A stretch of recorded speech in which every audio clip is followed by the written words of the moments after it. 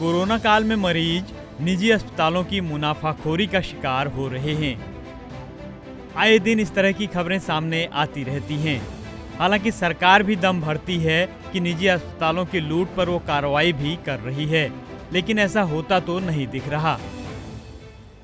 क्योंकि ऐसा होता तो प्राइवेट हॉस्पिटल लोगों की खुलेआम जेब नहीं काट रहे होते।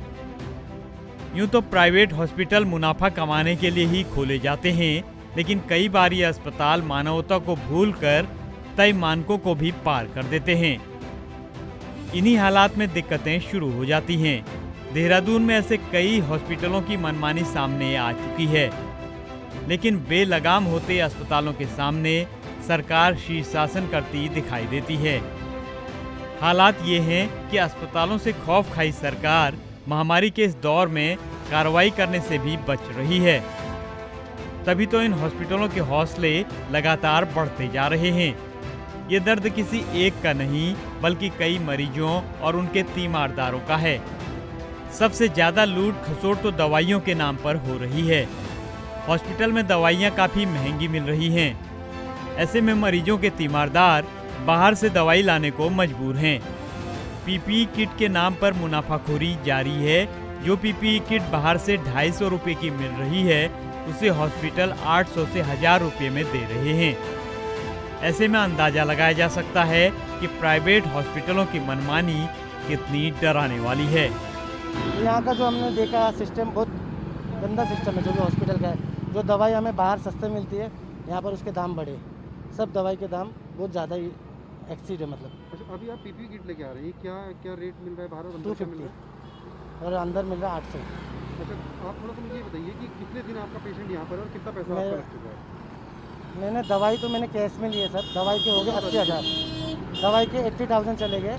और जो बात रही हमारे बेड पेशेंट के, एक दिन का बेड चार्ज है 15,000। तो 19 तारीख से हमारा जो पेशेंट है वो भर्ती है। तो आप लगा लीजिए, मतलब 19 तारीख से आज हमारा 10वां दिन, 11वां दिन चालू है। 2 लाख के आसपास हो गया, आई थिंक वही होगा। ऐसा ही दर्द उत्तरकाशी से आए विकास का भी है। विकास की माने तो उनका मरीज 3 दिन से निजी हॉस्पिटल में भर्ती है, जिसका हॉस्पिटल अभी तक 2.5 से 3 लाख रुपए का बिल बना चुका है। ये स्थितियां तब हैं जब सरकार पहले ही कोरोना मरीजों के बेड का रेट तय कर चुकी है। बावजूद इसके हॉस्पिटल मरीजों का बिल 5 से 10 लाख रुपए तक बना दे रहे हैं। क्या स्थिति है सर? स्थिति है सर, अभी वहाँ पे सर काफ़ी पेशेंट हैं।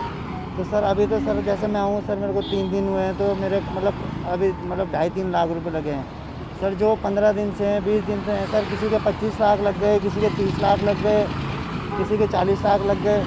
और सर ना पेशेंट में इम्प्रूव आ रहा है, ना कुछ हो रहा है सर।